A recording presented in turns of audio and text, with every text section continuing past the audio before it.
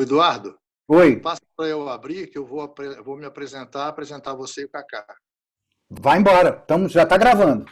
Olá, gente, tudo bem? Nós estamos aqui mais uma conversa com o Galpão e vamos ter como nosso convidado hoje o professor Carlos Antônio Leite Brandão, mais conhecido como o nosso querido Cacá Brandão. Cacá é uma pessoa difícil de ser apresentada, porque o currículo dele é uma coisa enorme. Só para ter uma palhinha assim, ele é formado em arquitetura e urbanismo pela UFMG, formado em mestrado em filosofia pela UFMG, especialização em cultura e arte barroca na UFOP, em Ouro Preto, pós-doutorado na Fundação Casa da Ciência do Homem, em Paris, na Escola de Altos Estudos de Ciências Sociais, em Paris, no Centro Nacional de Pesquisas Sociais, em Paris. Bom, isso é só o começo. Depois, tem páginas e páginas e páginas de currículo. Cacá é um professor, é uma pessoa que difunde o saber, que distribui tudo o que ele sabe, e isso aí é a grandeza do Cacá. Olá, Cacá. Obrigado pelas suas palavras, Arildo. Bom dia, olá. Bom dia. Mais, não chega. Não tem essa bola toda, não. A gente procura saber o máximo possível, mas tarefa de saber a gente mesmo é que a gente nunca conclui, né? A gente não consegue saber a gente mesmo, é por isso que a gente sai caçando aí coisa para conhecer. Mas obrigado pelas suas palavras. É exatamente isso. Então, estamos aqui com um príncipe na nossa tela. Vamos lá. Que é isso? Quem sou eu? Vai participar da nossa conversa aqui o Eduardo Moreira, do Galpão, que todo mundo conhece. Eu sou o Arildo de Barros, que sou menos conhecido, mas também está no Galpão. Para justificar a presença dele nessa série de conversas, ele trabalhou com o Galpão. Ele foi dramaturgo de 3 espetáculos do Galpão: o Romeu e Julieta, o Molière Imaginário e depois o Partido. E antes disso, Cacá já tinha uma relação com o Galpão. Ele foi praticamente um fundador do Galpão. Conta para a gente, Cacá, rapidamente, como é que foi esse seu início a partir do Colégio Loyola. Não, tem tempo, dá para né? fazer uma... Bom, tem o trabalho aí com o inspetor-geral, com o Paulo José também. Uhum. A questão aí do início do meu convívio com o Galpão não foi propriamente com o Galpão, foi com os amigos, tipo Eduardo, Chico, aquela coisa de colégio. Isso. E foi essa amizade externa ao Galpão. Aí, quando eles fundaram o Galpão, a gente já trabalhava, antes do Galpão, a gente trabalhava com o João Machado, nosso queridíssimo João Machado, em algumas tentativas de aprendizado do teatro, de montar alguns espetáculos. Eu não me dei bem na vida de ator, não, era muito tímido. Aí não prossegui, não, mas o pessoal prosseguiu. E lá pelas tantas, a gente foi, né? Claro, sempre acompanhei o Galpão, sempre admirando a coisa de amigo, mas lá pelas tantas, especificamente no caso aí da montagem de Romeu e Julieta, o Gabriel precisava de uma pessoa, Gabriel Vilela, que dirigiu o espetáculo, precisava de uma pessoa que fizesse um trabalho que na época nem sabia o que era, né? O dramaturgo, que era a adaptação do texto de Shakespeare, misturar com Guimarães Rosa, com a cultura mineira, dar o aporte teórico sobre Shakespeare, sobre o teatro, sobre o Renascimento,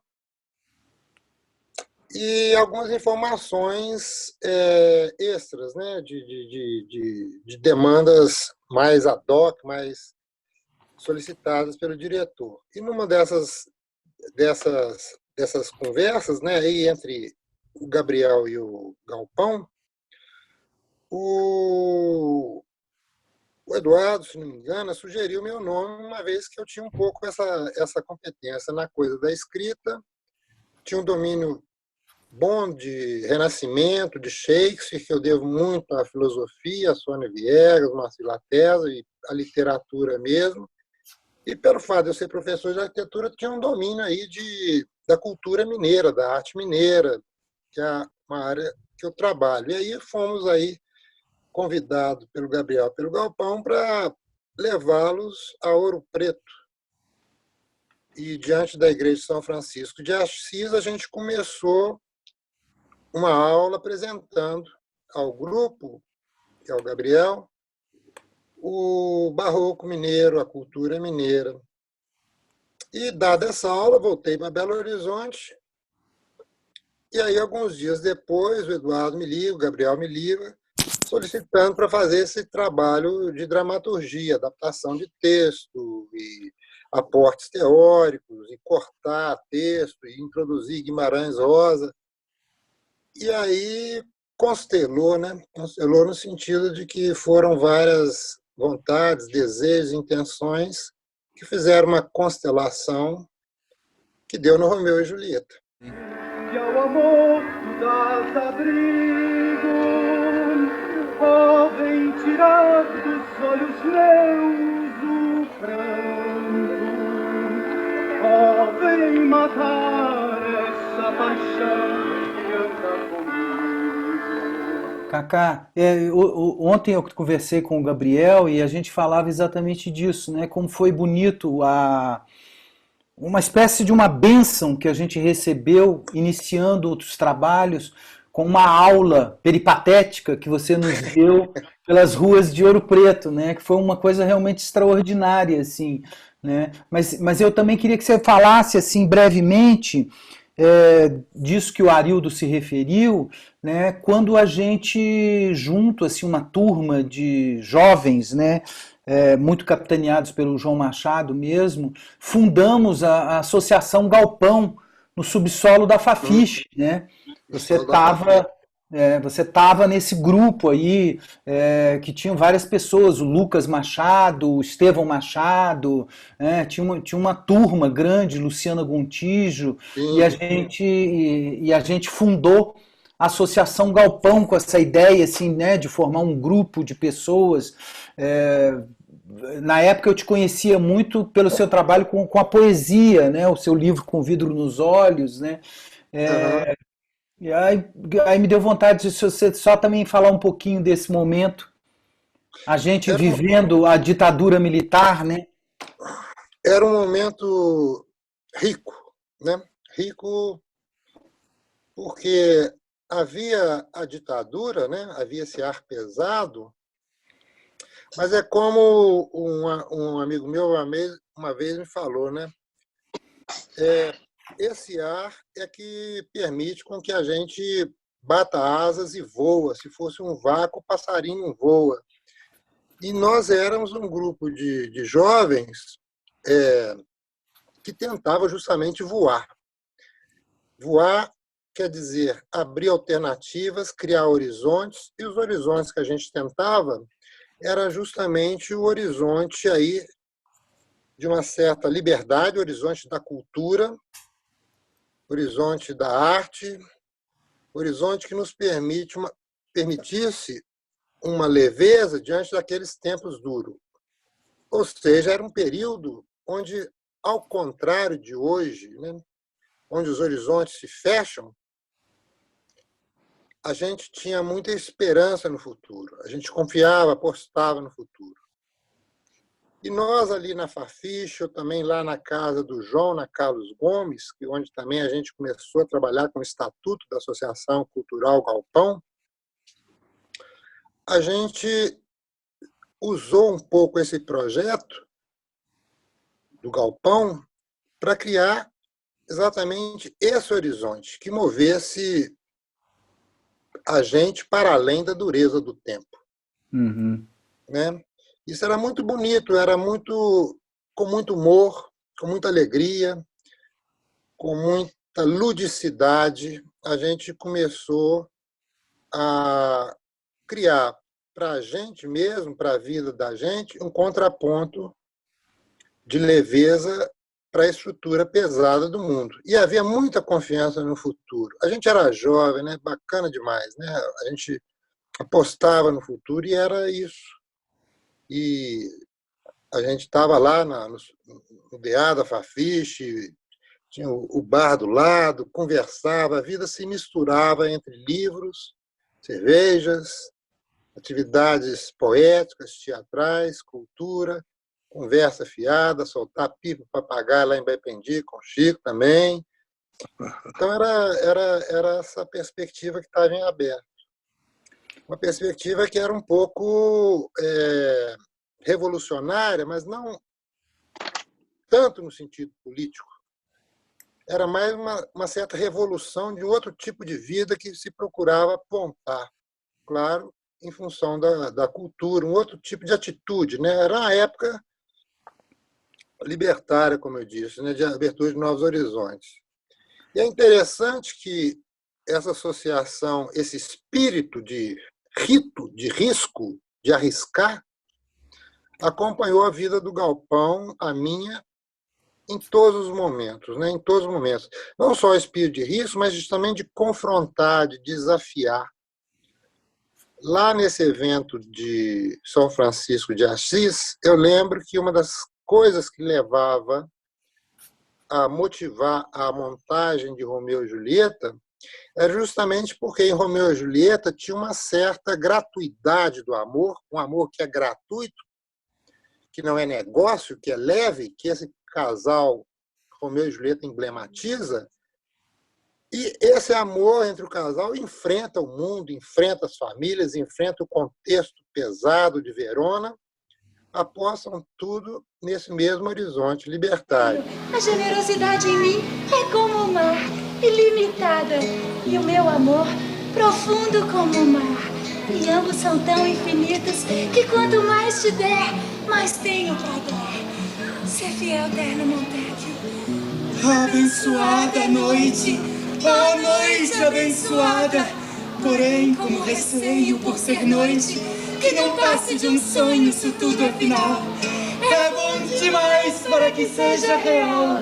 Ou seja lá no subsolo da Fafiche, no DA, também na arquitetura, onde o Galpão ensaiou durante algum tempo, ou seja, na montagem de Romeu e Julieta, o que manteve a união e a força é esse espírito de desafio e de apontar uns horizontes mais leves e mais bonitos do que aqueles fornecidos pelo tempo. Continuo achando que é essa a marca do Galpão, essa é a teimosia do Galpão, esse é o desafio, essa é a leveza, e esse é o momento da cultura hoje, criar essa leveza para tempos tão pesados. Deixa esse nome e em troca dele que não faz parte de ti, toma-me a mim, que sou Santana tua. Agora eu também seja de bom grado. Não só lembrar, Cacá, quer dizer assim, para as pessoas que não sabem, que esse registro, né, da Associação Galpão, isso foi, imagina, 79, né? Essas datas dão um certo medo na gente, né? Era uma pasta rosa. Exatamente. Rosa, laranja, não lembro. Que aí depois, em 82, quando a gente de fato assim, fundou o Grupo Galpão, eu reuni com algumas pessoas e aí eu pedi, né? Pedi na época para algumas pessoas, principalmente para o João, que se eu poderia usar esse registro para que o Galpão tivesse enfim, um nome legal, né, um registro legal, e aí prontamente ele aceitou que a gente usasse, né, que vocês aceitaram. Então só para ligar essa coisa da... Acho que vocês tinham acabado de sair do Festival de Viagem de Diamantina, se não me engano. Diamantina, a gente...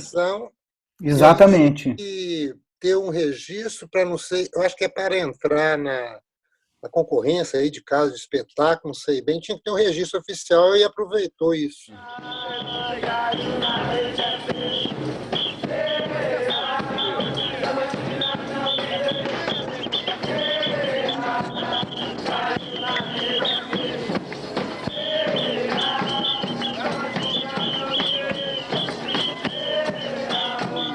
Exatamente, a gente tinha feito o Festival de Inverno em Diamantina, em 82, com os alemães, veio o Kurt Wildstein e o Georg Froscher, e a gente montou com eles o Alma Boa de Setsuan do Brest. Isso foi em outubro. E aí a gente montou A Noiva Não Quer Casar, e a gente precisava desse registro para poder participar, imagina, da campanha das Combis, que era a campanha de popularização do teatro. Isso foi em dezembro. Foi a primeira vez que essa campanha de popularização do teatro, que era a chamada campanha das Combis, né, teve um espetáculo de rua, que foi E a Noiva Não Quer Casar. Então, Cacá, eu estava relendo ontem, eu reli ontem o primeiro volume dos Diários de Montagem, que você relata dia por dia todo o processo de criação do Romeu e Julieta. E é interessantíssimo o livro, porque a gente vê, parece que Romeu e Julieta estava ali no meio de nós, a gente convivia com eles, com a família dos Capuleto, com aquelas coisas todas, e a peça do Shakespeare passou a ser uma coisa nossa, né? Era uma coisa muito gostosa, muito bonita de ver aquilo. E essa ideia de fazer os diários, né, de montagem, veio do Eduardo e depois virou hábito. Toda montagem eu fazia. Toda montagem tem diário. Eduardo aqui, ó.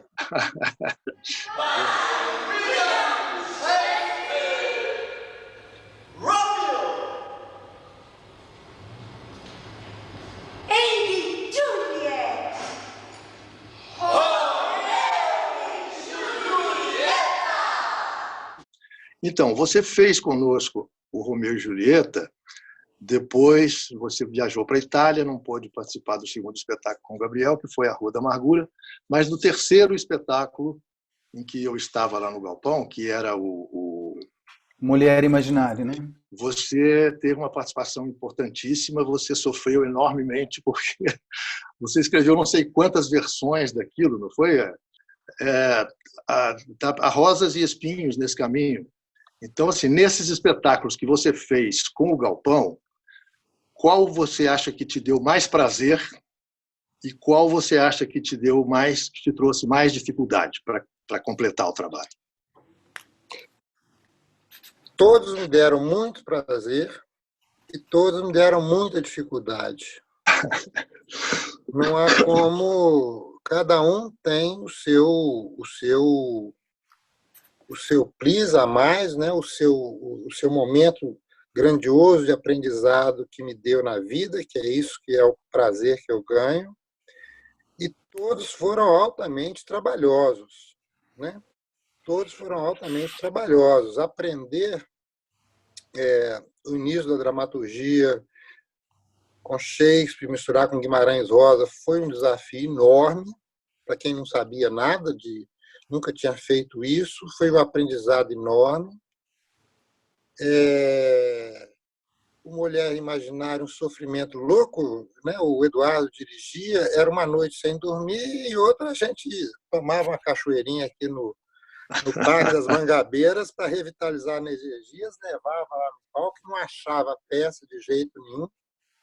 Até um dia que teve um workshop lá da Torada, onde a gente imaginou o Partido, que é a peça que eu acho que foi a peça que mudou a linguagem do Galpão, e é uma peça que, na época, me bateu muito, porque é uma peça dura, com a qual eu me afinei muito, achava isso importante para o Galpão e para mim também. Adorava o Partido, a montar o conteúdo da peça, né? E depois o inspetor-geral com todo aquele aprendizado do homem, do bicho do teatro, que é o Paulo José, aprender tudo, o tempo da comédia e a luta inteira. Todos me deram muito prazer, mas o maior prazer que eu tive nesse meu período com o Galpão não foram propriamente essas contas do colar que são as montagens, mas é o fio que une essas contas do colar, ou seja, a convivência com o pessoal do Galpão. Foi um aprendizado enorme, a convivência com vocês, a convivência com o mundo do teatro, com a luta, com o risco, com o trabalho insano, com a alegria e com a dor, né? São vários os momentos. Acho que o maior prazer recolhido foi essa vida junto com vocês, o aprendizado que eu tive disso. Cacá, eu queria queria que você falasse um pouco, que eu me lembro, dentro dessa perspectiva que o Arildo colocou, das angústias da criação, eu me lembro muito do seu sofrimento, voltando um pouco ao Romeu e Julieta de novo, do seu sofrimento de ter que cortar a peça do Shakespeare, né? Tirar as palavras lá do bardo. Que o Romeu e Julieta, numa montagem integral, daria pelo menos 3 horas, né? E a gente queria um espetáculo que tivesse mais ou menos 1h30, 1h40, como ficou Romeu e Julieta no final. E eu queria que você me falasse, assim, que você contasse pra gente um pouco como foi para você a experiência lá de Morro Vermelho, que eu lembro que Morro Vermelho foi muito importante para você, escutando um pouco a reação do público, né, daquele pessoal assim tão fora dos padrões e das convenções teatrais, como era o povo de Morro Vermelho, né, que eram assim trabalhadores rurais que iam lá assistir. E como é que foi? Eu queria que você contasse essa experiência, como é que foi para você. Eu lembro de você falar da coisa das falas, dos tipos de fala que poderiam ser cortados, que você percebeu muito a partir desse contato da peça com os moradores de Morro Vermelho, não foi?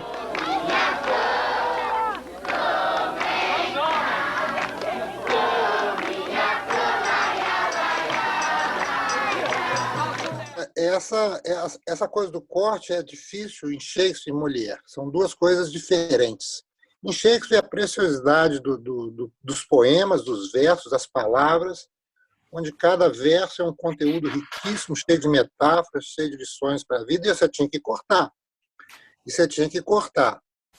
E quando a gente foi para Morro Vermelho, mas eu já tinha feito um esboço de corte da peça inteira, faltava o terço final, se não me engano, algo parecido com isso.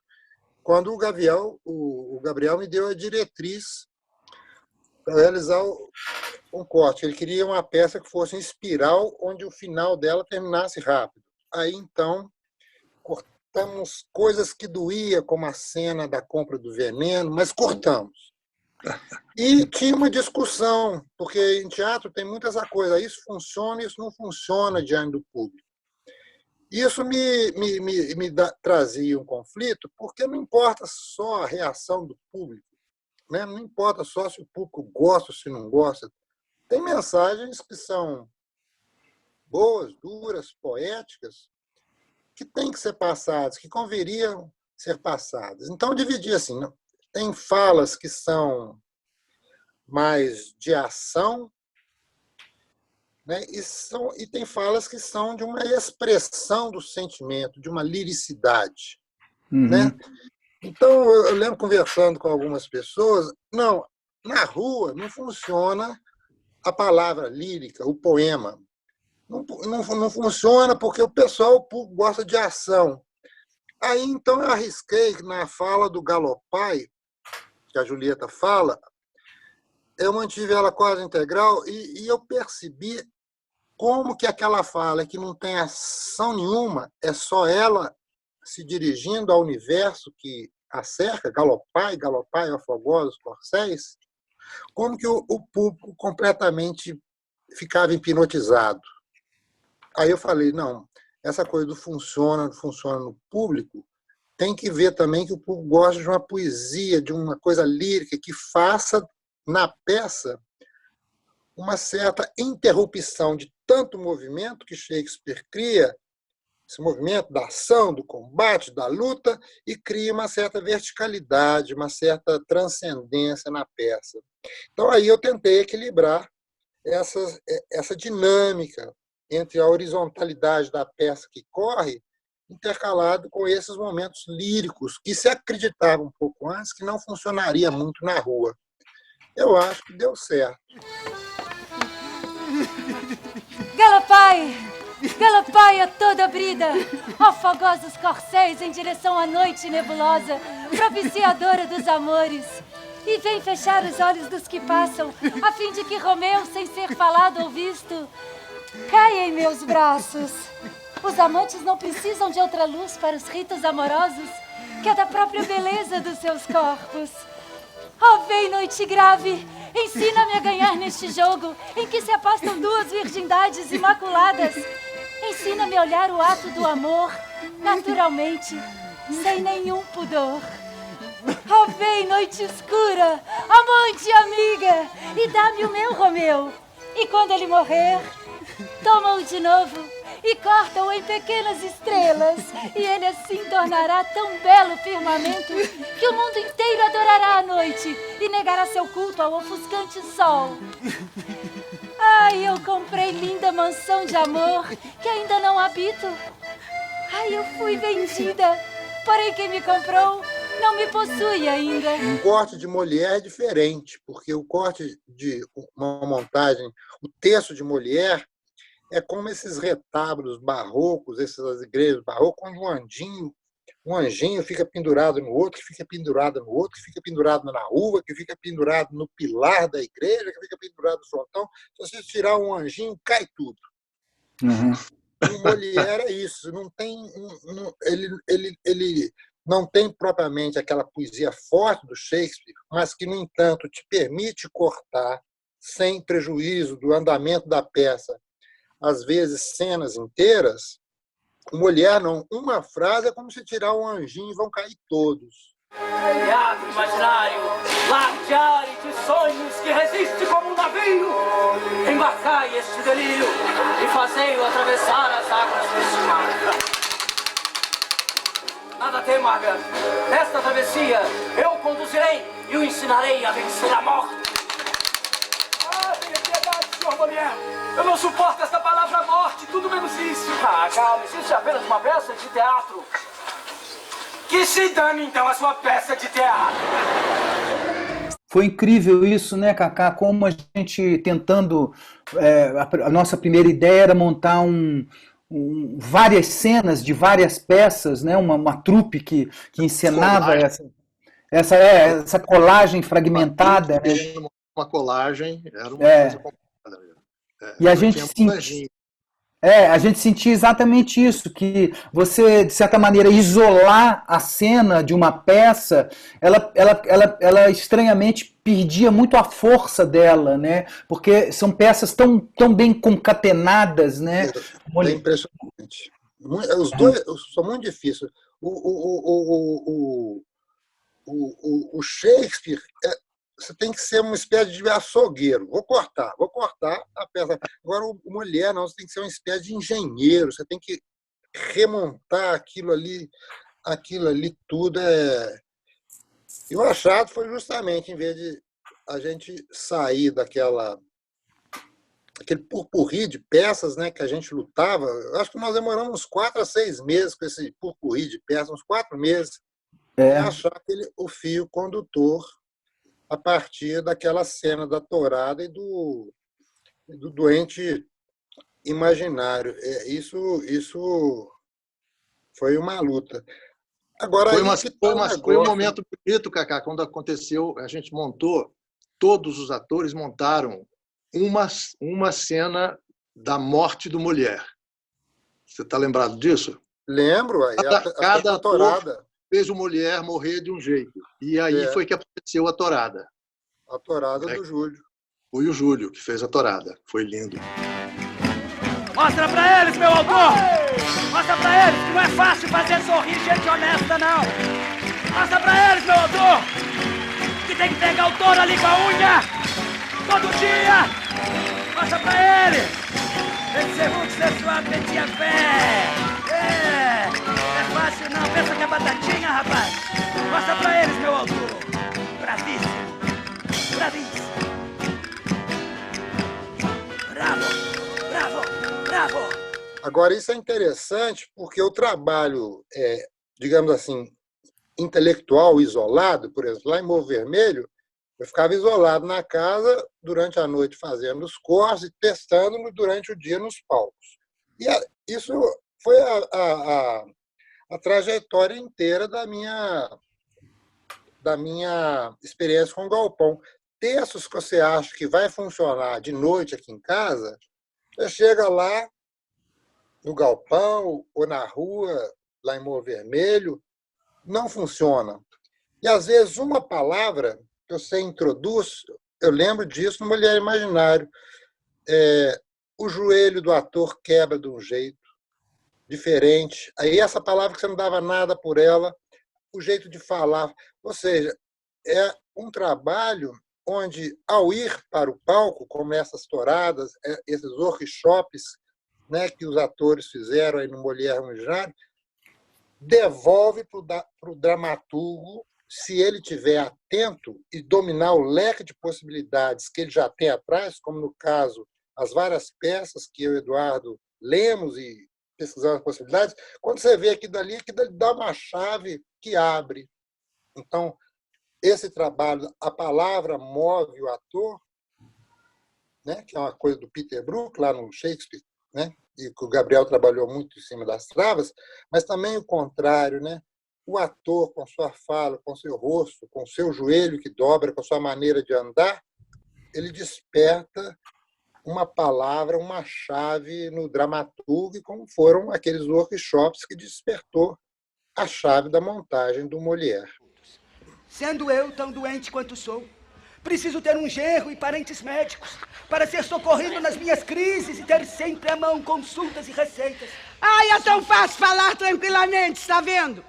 Mas, patrão, põe a mão na consciência. Está lá. O senhor está mesmo doente. Como estou? Então você não sabe, ô imbecil, que eu sou doente. Tá bem, patrão.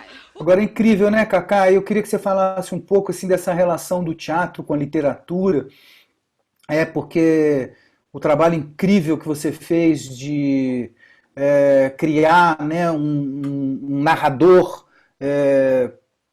que brota assim, do universo, né, do Grande Sertão Veredas, do Guimarães, dentro da obra do Shakespeare, e também como é que a gente resgatou o Brás Cubas, né, para ser essa história contada a partir da perspectiva de um morto, né, que era um pouco a perspectiva nossa no Molière também. Essa foi uma chave tão importante. Também a própria coisa do partido, né, a obra do Calvino.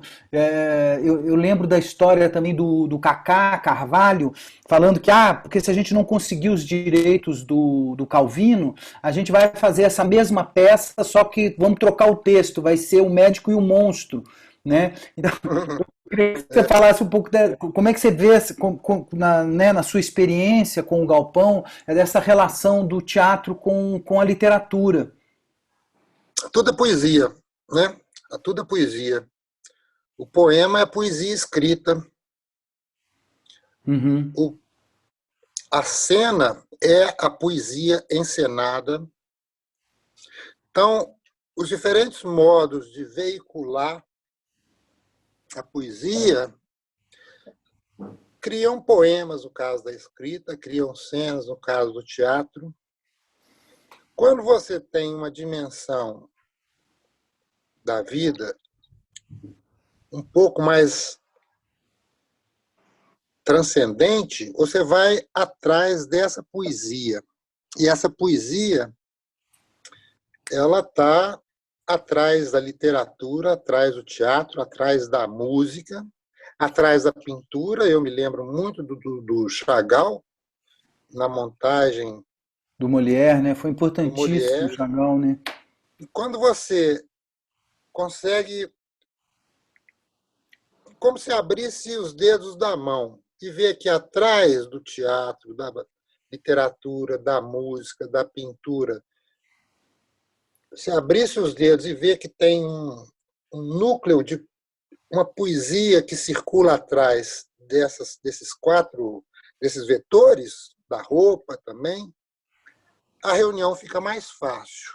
Então você vê, por exemplo, assim, você estava citando o Brás Cubas, que foi outra fusão que a gente fez, né? Então a frase do Brás Cubas, né? Eu escrevo com a tinta da galhofa e a pena da melancolia, é uma frase que ela como que dirigiu subliminarmente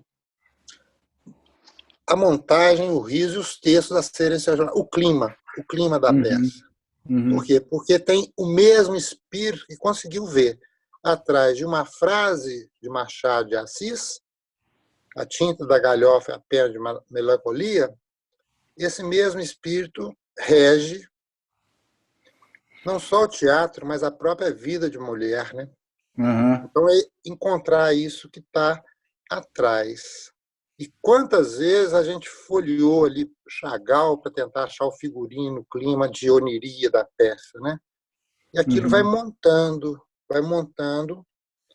como que um ambiente do corpo, um ambiente da palavra, um ambiente do imaginário, um ambiente do espírito, que todo mundo começa mais ou menos a frequentar. Né? Acho que é um pouco por aí. Fica aí atrás da poesia, né? Isso é que é difícil, porque aí não basta só a técnica teatral, não basta só o conhecimento, não basta. Você tem que ter um olhar lírico para a vida, um olhar poético para a vida. E tudo é poesia, né? Isso aí está na poética do Aristóteles, ele não separa a poesia dramática da poesia cômica, da poesia escrita. Estava pensando que você tem sempre uma perspectiva poética para observar o trabalho que você faz, o trabalho que o Galpão estava fazendo, as coisas que a gente fez juntos. Então, assim, você busca muito essa coisa da poesia e o apoio, né, na sua concepção poética da vida, inclusive. Agora, tem umas dificuldades que aparecem em umas montagens, em qualquer tipo de trabalho. Às vezes acontece um momento que é uma espécie de nó, que é um suspense criativo. Aquele momento que você dá A famosa crise, né? É a crise. Você olha para o que está sendo feito e fala assim, agora danou-se. A palavra não bem danou-se, mas vamos ficar nela. Danou-se. Isso não vai dar certo. Hein? Isso não vai dar certo. Isso não vai dar certo. Pronto. E aí você tem aquela paralisada. Você teve algum desses momentos? Você se lembra de algum desses momentos num desses trabalhos? Mas vários. Paralisada. Assim. Pronto, agora danou-se. Agora vamos ter que começar tudo de novo ou então ir embora daqui. Mais vários, velho. Mais vários. O Eduardo está de provas, vários momentos que a gente angustiado andava pela Avenida Bandeirantes para ir tomar cachoeira 7 horas, 8 horas da manhã lá no... Depois de uma longa noite de insônia. Depois de uma longa noite de insônia e tomar banho na cachoeira. O Eduardo fala, né? Que a cachoeirinha foi que...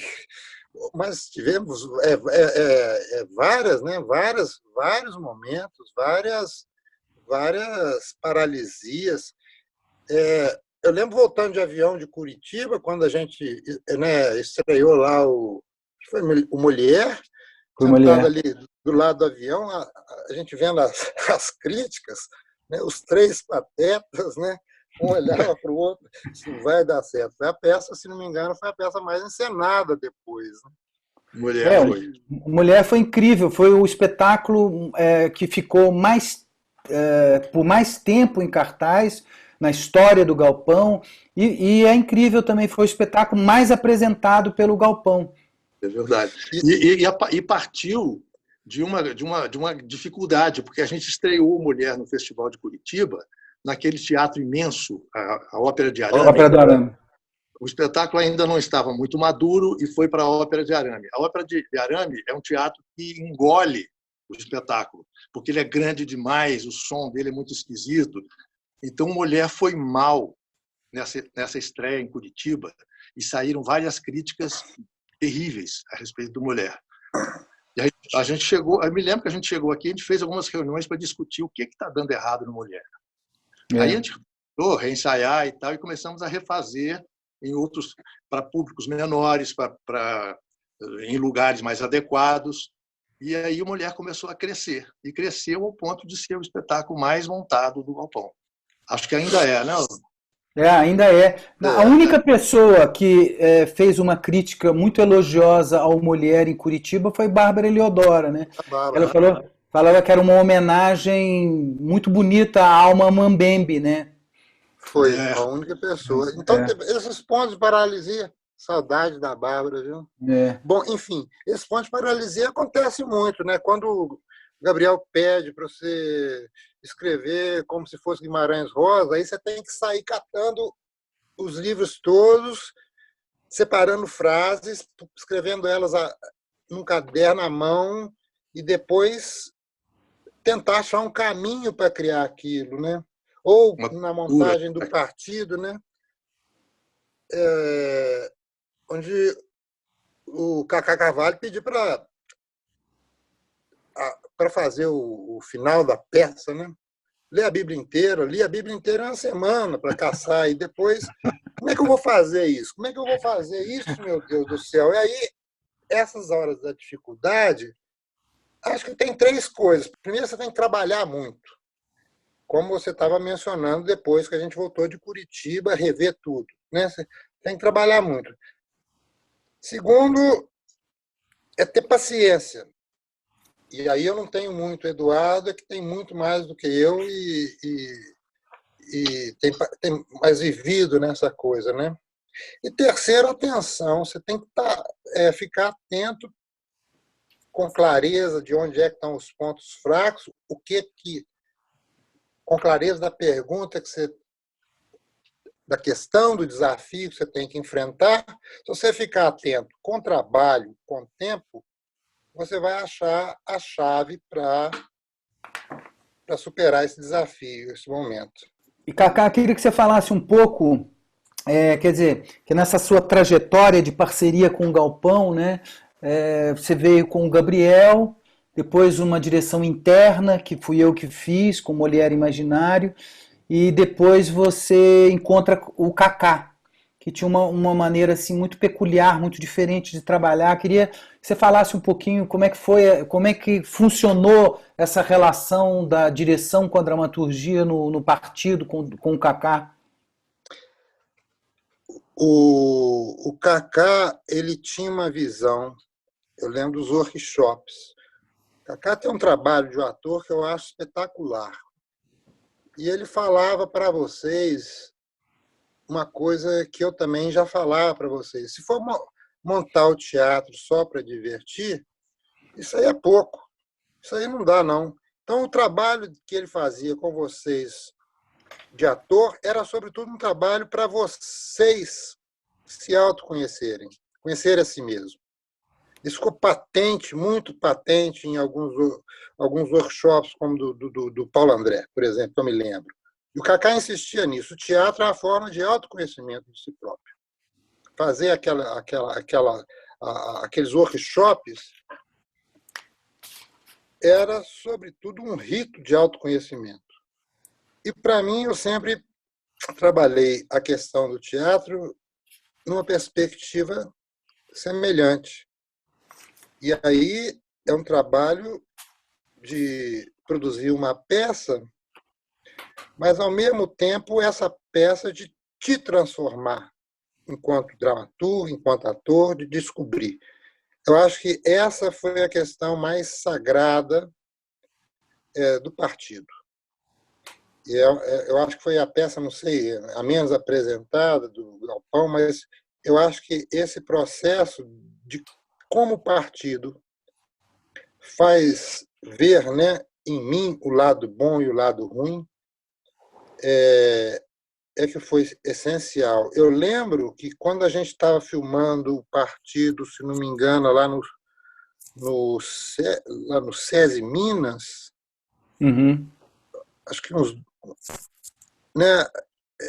2 anos depois, eu acho que era em 2002 que teve a explosão lá das torres, lá, não sei, não lembro direito, mas eram uns 2 anos depois da montagem da peça,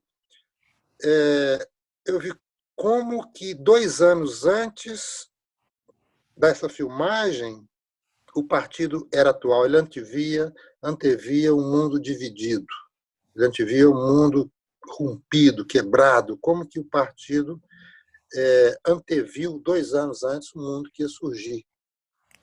Então, o trabalho com o Cacá Carvalho, sobretudo, a gente se afinou pela crueza, por comer o osso da vida, por entrar dentro da vida nas suas multidimensões. Não é brincadeira, né? Não é uma brincadeira, digamos assim, né? Não é uma brincadeira. O trabalho do partido foi um trabalho de adulto, de homem para homem, de ator com seu personagem e personagem fabricando ator. Foi um trabalho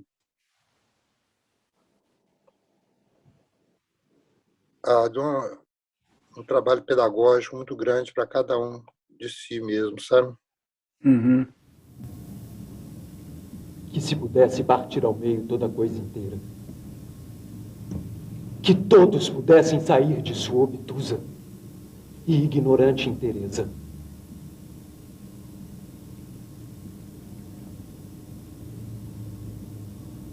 Você está vendo? Eu era assim como você. Inteiro. E para mim as coisas eram naturais e confusas. Estúpidas como o ar. Acreditava ver tudo. Só havia casca. Se você virar a metade de você mesmo, e lhe desejo isso, jovem, há de entender coisas além da inteligência comum dos cérebros inteiros. Terá perdido a metade de você e do mundo, mas a metade que resta será 1000 vezes mais profunda e preciosa. Tem certeza?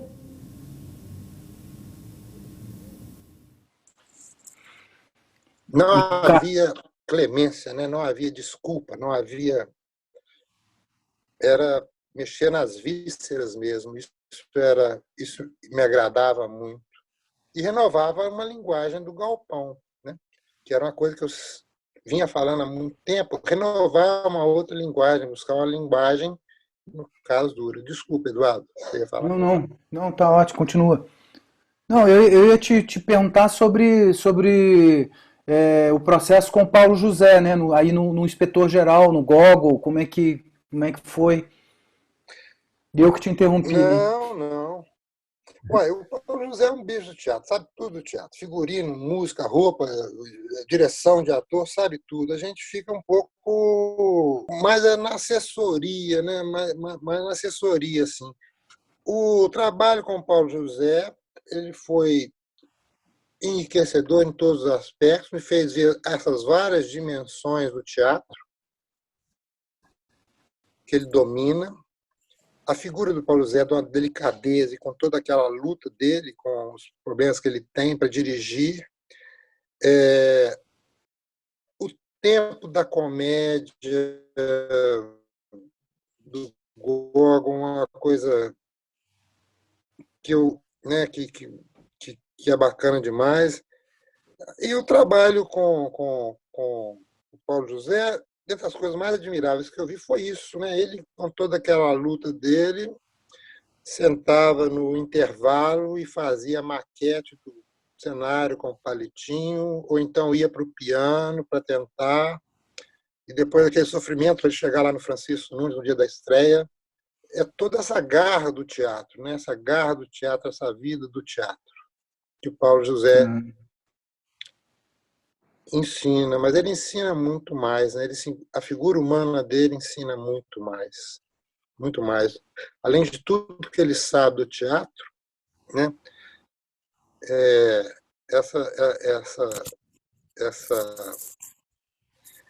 Essa vida dele, né? Como é que falam?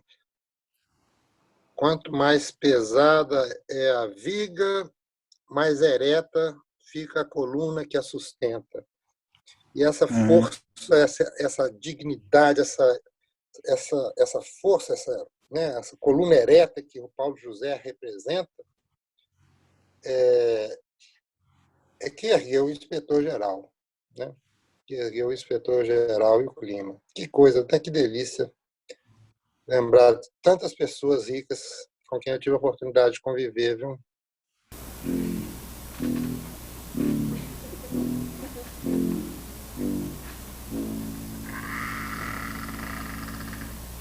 Mal entramos no hotel, um homem jovem, bem apessoado, traje civil, bem apessoado, trajes civis, estava passeando pela sala.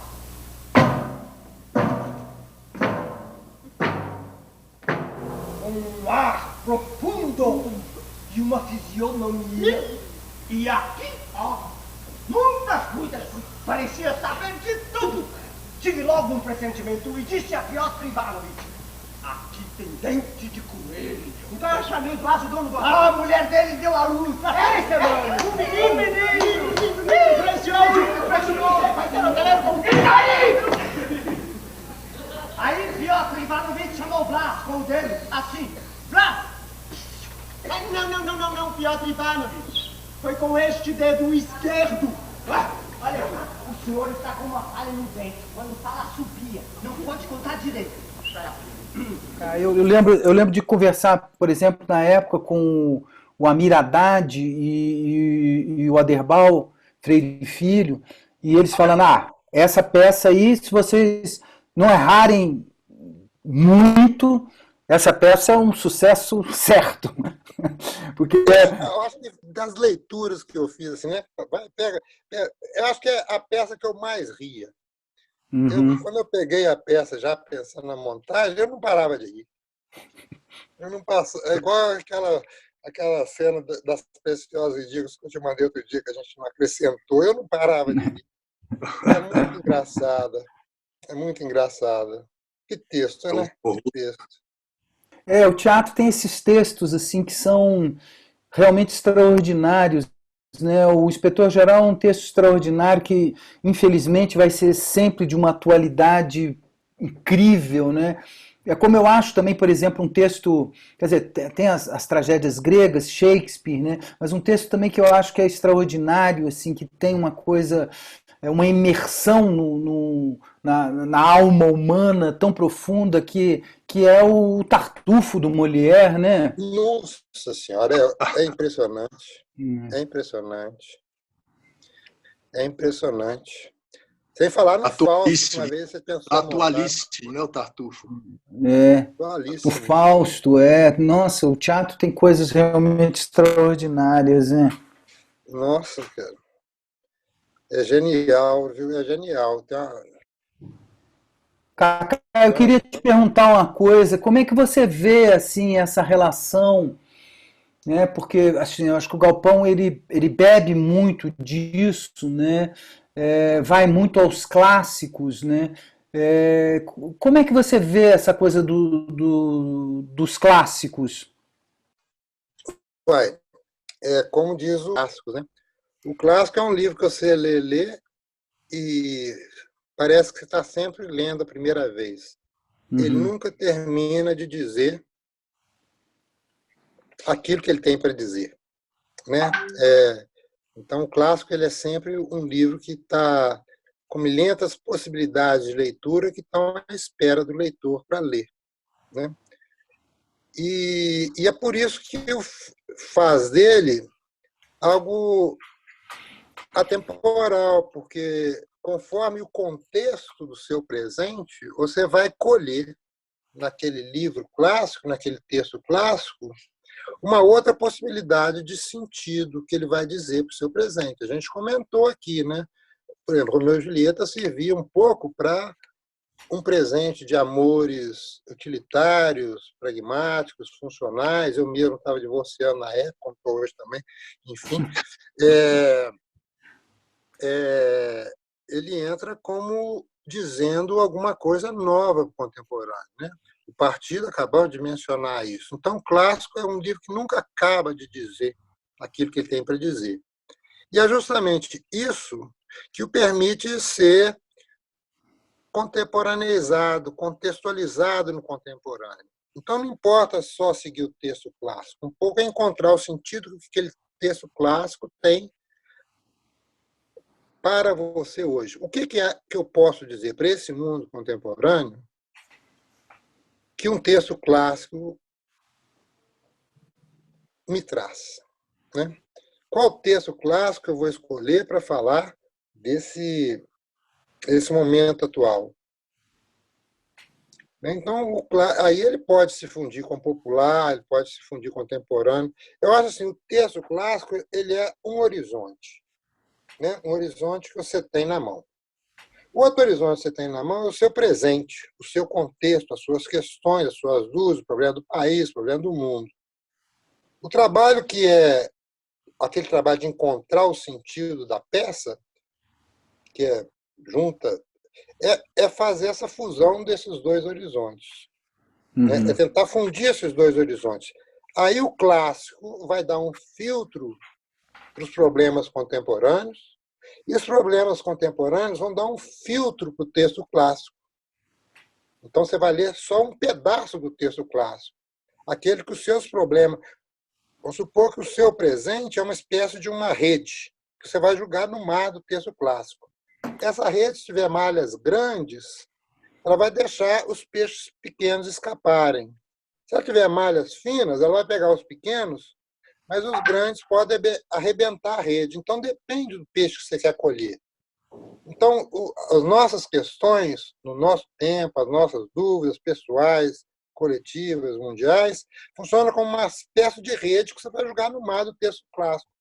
E vai pegar um ou outro tipo de peixe que você escolhe. Isso que eu chamo uma certa fusão de interesses, de horizontes. Uhum. Cacá, dentro dessa perspectiva aí, qual é o texto clássico que você recomendaria para uma montagem hoje? Tem um sonho do Eduardo antigo aí, que é o Fausto, né? O Fausto. Agora eu estou lendo tô lendo Lacan um pouco, ele recupera um texto do Fausto, que é bacana. Mas são vários textos, né? As tragédias gregas, estou lembrando aqui as tragédias gregas, por exemplo, estou encantado. Uma que eu até escrevi um capítulo de um livro agora, que está para ser publicado, que é da Antígona. Tem uma parte lá sobre a cidade que não é explorada nos estudos que eu li sobre a Antígona. Então, é um texto que eu estudei muito cativado, mas, nossa, são tantos textos aí que a gente pode colher. Né? É porque eu pensei nisso aqui a partir do Tartufo, quando você mencionou Tartufo. Tartufo. Acho que Tartufo está na ordem do dia. Eu não mencionei Tartufo porque já foi mencionado, né? Mas o Dom Juan também, mesma coisa. Né? As Preciosas Ridículas, que eu trabalhei com o Eduardo agora, cheio de uma contemporaneidade essencial, especial. Né? O Molière é extraordinário, né, gente? Que autor magnífico o Molière. Nossa Senhora. Um monólogo do Dom Juan que eu sou impressionado com ele. Enfim, é muito atual, né? Eu acho que a gente conseguiu agora, né, Cacá? Quer dizer, isso foi um trabalho que nós fizemos para o Grupo Pontapé lá de Uberlândia, que é um pouco uma fusão do Preciosas Ridículas com o ensaio de Versailles, né? O improviso de Versailles, que eu acho que a gente foi muito despudorado na nossa empreitada, né? Eu acho que isso foi muito bom, assim. Eu acho que o Molière, ele cabe no Molière, não sei se você concorda comigo, um pouco essa atitude um tanto despudorada com relação à obra, né? Acho que o Molière é tão... Claro. Ele é tão cheio de vitalidade teatral, né? Claro, sem dúvida. Sem dúvida. Ele próprio que falava, né? Pô, gente, ele não tem que inventar para criar comédia, não. É só observar o mundo como ele é, né? Uhum. Só descreva os homens como eles são. Eu acho que era ele que falava isso, né? Algo parecido. Uhum. Mas tem que saber olhar, né? Olhar e filtrar. Tá doido, velho. E filtrado por um humor daquele, era só obra-prima. Né? O humor que ele tinha para observar essas pessoas, né? O ridículo, Nossa Senhora. A ironia. É impossível hoje, né? Depois que a gente trabalhou um pouco aí nas Preciosas e tal, você não entrar numa academia e não vinha aquela peça na cabeça, academia de ginástica. É engraçado demais. Enfim, o mundo está cheio de preciosos ridículos e preciosas ridículas hoje, né? O irrelevante virou relevante, o relevante virou irrelevante, e com isso a pessoa acha que vai ser uma pessoa relevante sendo ridiculamente preciosa, né? Enfim. Cacá, querido, deixa eu te perguntar uma coisa. Acho que a gente já, não sei, Arildo, a gente já passeou bastante, né, pela história aí, pelo galpão. Eu queria te fazer uma pergunta, assim, essa perspectiva de hoje, né, como é que você está vendo com relação a as artes, especialmente uma arte tão presencial como o teatro. Muita gente fala aí em novos caminhos ou até no fim do teatro, sem querer que você faça futurologia. O que você acha que vai acontecer num futuro próximo, depois desse fenômeno da pandemia e do confinamento? Você tem alguma... E há muita gente que fala também de uma perspectiva de que o mundo do jeito que estava é insustentável, que o ser humano vai ter que encontrar um outro lugar, um outro caminho. Você acredita nisso? Engraçado que eu estava aqui, antes de falar com vocês, estava aqui batutando um texto sobre a cidade do futuro, né? Aí tem muito essa coisa, eu estava pensando no cenário, no ambiente lá da Los Angeles, do Blade Runner de 2022, aquele ambiente ruim. O problema maior que a gente tem hoje é uma tarefa civilizatória. A nossa crise maior é uma crise civilizatória, uma crise não é da arte, da cultura, financeira, uma crise civilizatória. Então, a tarefa seria tentar reesboçar, né, um esboço de civilização. Eu estava pensando nesse texto que eu estou matutando aqui hoje, sobre o futuro da cidade. O que é que mais importa, a meu modo de ver, hoje, não é tanto prognosticar qual vai ser o futuro, porque, a princípio, eu vejo muito sombrio, como se a gente estivesse entrando numa nova Idade Média, high-tech, soft, uma barbárie tecnológica. Mas, enfim, o mais importante hoje é a gente tentar cavar no presente nosso, aqui, agora, por exemplo, aqui nessa entrevista, que tipo de valores que a gente pode levar para o futuro, sabe? O mais importante hoje é a gente tentar ver o que no presente nosso a gente pode cultivar. E aí a arte, a cultura teria que cultivar isso. Mas quais são os valores que realmente importam, né? De tentar abrir espaço no presente para eles, sabe? Eu não sei realmente ver como é que vai ser o futuro. As imagens que eu vejo são sombrias, elas são sombrias. Não acho que... É claro que a humanidade não podia continuar do jeito que está, mas havia tantas coisas boas que a gente agora está vendo que está perdendo, que a gente não deu valor. Então, uma coisa que seria importante, que seria importante ou que cumpriria, é voltar a dar relevância para aquilo que realmente é relevante. Né? Solidariedade, uma vida mais simples, tentar ver as alegrias do cotidiano, poder abraçar, beijar. Então, é isso que a gente teria que sair do roldão das notícias de jornal, sair desse roldão e tentar, pelo menos no ambiente próximo, tentar colher essas sementes, né? O que a gente pode colher aqui agora e como cultivá-las. E aí o teatro, a literatura, né, são muito importantes. Esses contos aí dessa época de pandemia que o Galpão está recolhendo um pouco, eu acho que seria um pouco isso. Vamos tentar recolher o que é importante aqui para transmitir para o futuro. O futuro vai ser conforme isso. A grande crise civilizatória é de urbanidade, né? De criar um ambiente onde a gente pode florescer. Não sei prognosticar o futuro. O trabalho agora, eu acho que é tentar reconhecer o que é bom e virtuoso, que está no presente e pode levar para o futuro. O futuro vai depender disso, do que a gente souber levar. Se a gente souber levar só tecnologia, só dinheiro, só carro importado para o futuro vai ser igual ao do Blade Runner, da Los Angeles, do Blade Runner.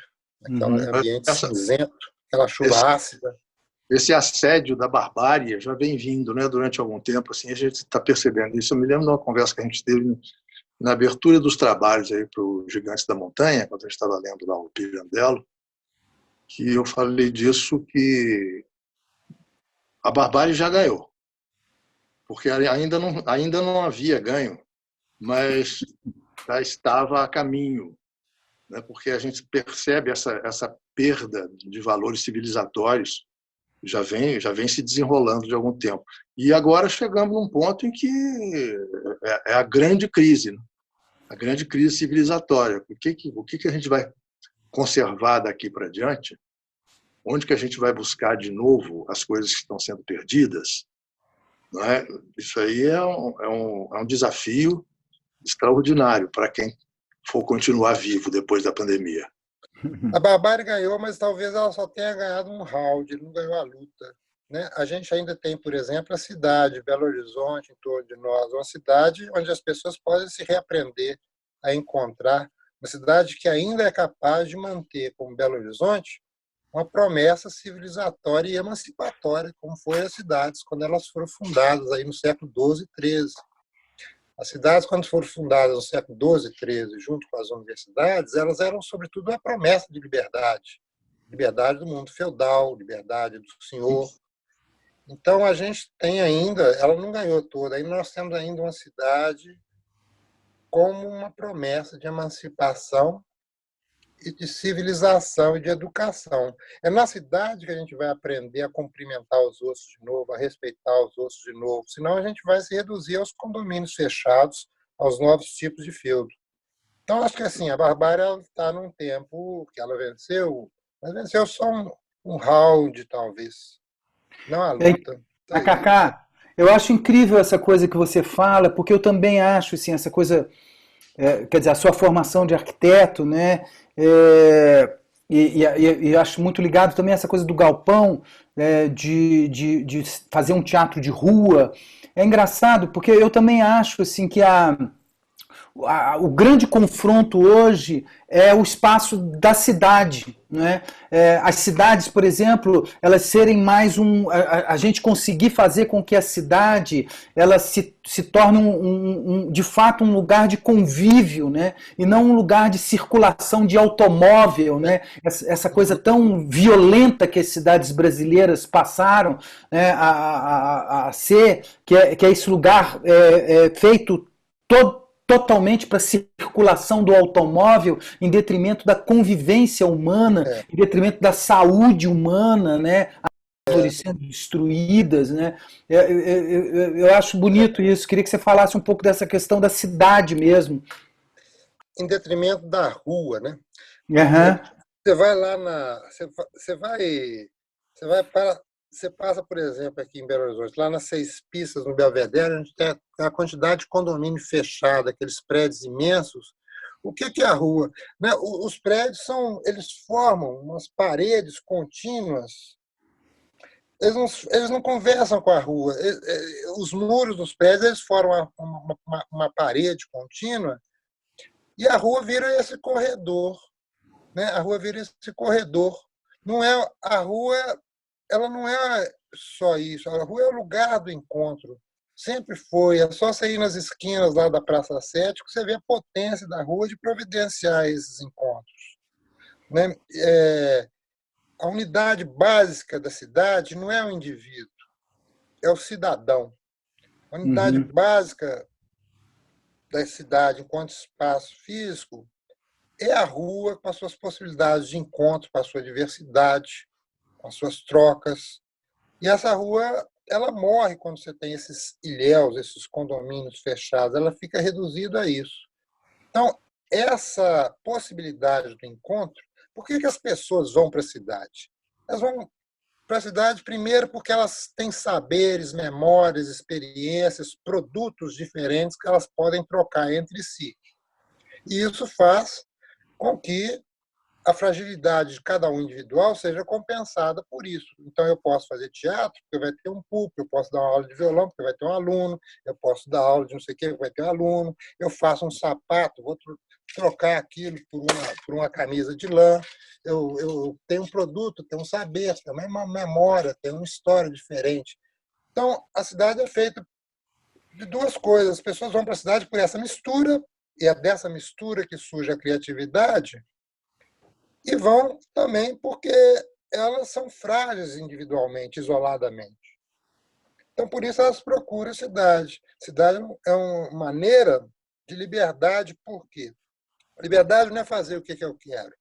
Liberdade é eu extrair do fundo de mim mesmo as potencialidades que eu guardo em mim ocultas.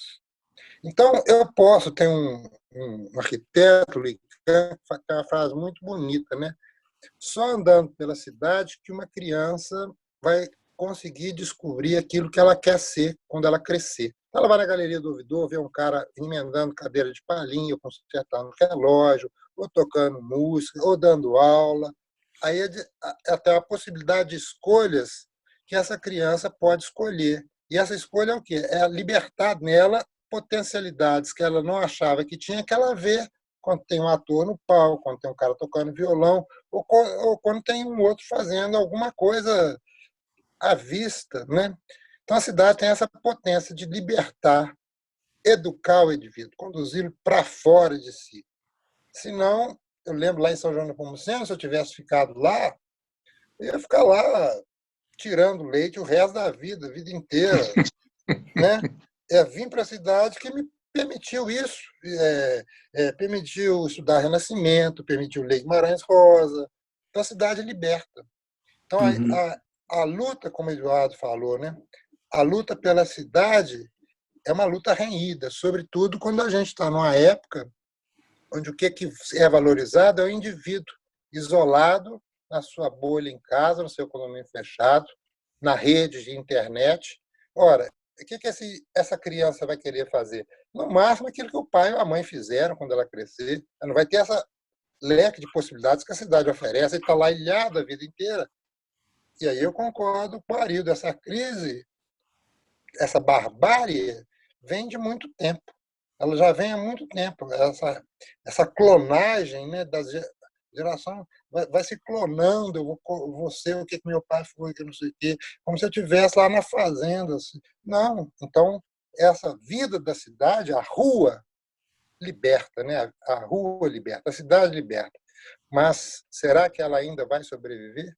Aí eu tenho a dúvida. Porque quando eu vejo essa quantidade de prédio isolado, pode até ter uma aglomeração de casas, todo mundo dentro da sua bolha, no apartamento, pode até ter essa aglomeração de uma massa de indivíduos e de construções, mas isso já não será mais a cidade. Uhum. Eu tenho uma impressão, assim, um pouco da nossa vaidade coletiva. Eu acho que um dos momentos mais bonitos que eu já vivi em Belo Horizonte são os espetáculos do Galpão na rua. Porque são centenas, milhares de pessoas, às vezes, que se reúnem. Pessoas que vêm de todos os lugares, gente rica do condomínio, gente pobre da favela, gente que vem do bairro distante, e junta todo mundo no mesmo lugar para viver uma mesma experiência. Isso eu acho que é das melhores oportunidades que a cidade oferece e tem sido aproveitada.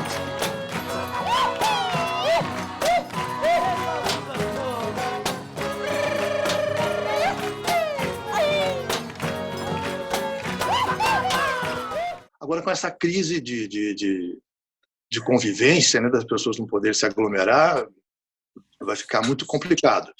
Mas, enfim, a esperança que a gente pode ter é nisso, né, em voltar a esses momentos e a essas oportunidades, essas ocasiões em que as pessoas diferentes podem estar juntas vivendo uma experiência única. Não é? Com certeza, a pergunta pelo futuro, que vocês colocaram, né, o Eduardo colocou, a gente não pode pensar num futuro que seja um mero desdobramento do presente que está aí hoje.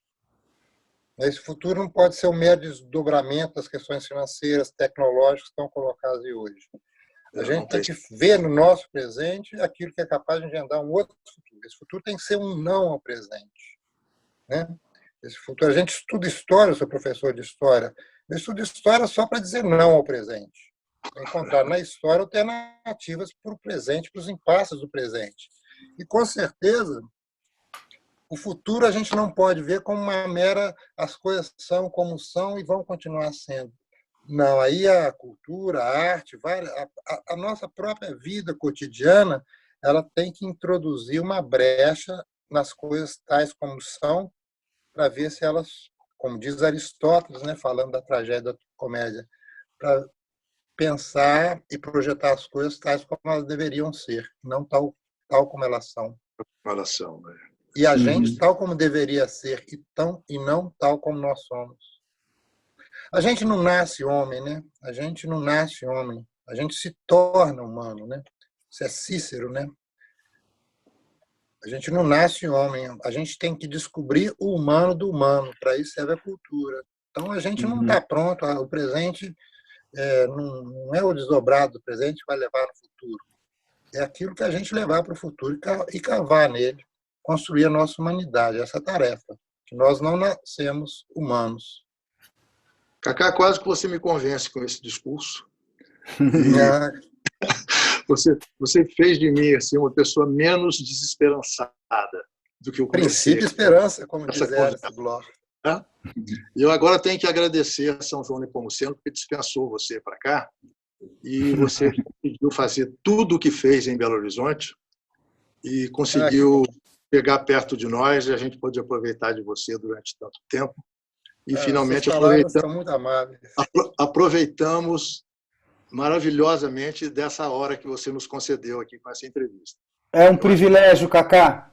É um privilégio todo meu. Eu que agradeço contar com você e estar ouvindo aqui as suas aulas. Enfim, Cacá, podemos garantir, é sabedoria, viu? Você pode parar de se esconder, mas é sabedoria. Vista? A gente poderia ficar conversando aqui por séculos, mas só para te ouvir. Mas eu acho que a gente vai ter que interromper e te agradecer imensamente pela sua generosidade de estar aqui com a gente, de dar essa entrevista. Quer dizer, não foi nenhuma entrevista, foi uma conversa, né? Mas você é o pontífice da conversa. Muito obrigado. Eu é que tenho. Não, as minhas palavras finais são isso. Eu que tenho que agradecer não só o privilégio dessa conversa, mas o privilégio de ter convivido com vocês durante esse tempo. É um prazer enorme, como foi essa entrevista, essa relação com vocês. Eu é que agradeço, o privilégio é todo meu. Só essa coisa que eu acho tão linda, né, que o Cacá cita o Cícero, né, que a gente não nasce humano, a gente se torna humano, e esses valores, para mim um dos grandes valores, e que eu sempre penso muito no Cacá, é esse valor assim do companheirismo e da amizade, assim, que é um valor realmente extraordinário, assim, que nos humaniza extraordinariamente, né? E aí eu sinto muito isso pelo Cacá. Isso. O Cacá faz a gente ficar melhor, né, Eduardo? Exatamente. Eu estou me sentindo melhor aqui agora. A gente fica mais leve. Eu cheguei para essa conversa aqui meio pesadão, agora já estou mais leve. Acho que eu vou até tomar uma cerveja. Sinto saudade também, Cacá, da gente tomar cerveja juntos. Infelizmente, entre as coisas que acabou Via Cristina. Então, a gente vai ter que começar a procurar novos caminhos e novas maneiras de nos encontrar. Tá certo? É isso aí.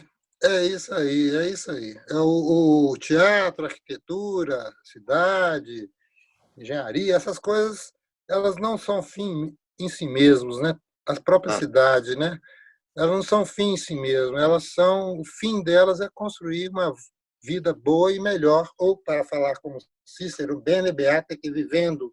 Então, teatro, poesia, engenharia, tudo. Cidade, o propósito é criar uma vida boa e melhor com essa amizade. De modo justo e feliz. Juntos. Isso dá certo. Acaba de dar um beijo assim, ó, como pode. O beijo possível na pandemia. Alô, querido. Alô, obrigado, viu? Beijo, obrigado a vocês. Beijo a todos. Obrigado. Saímos, né? Saímos.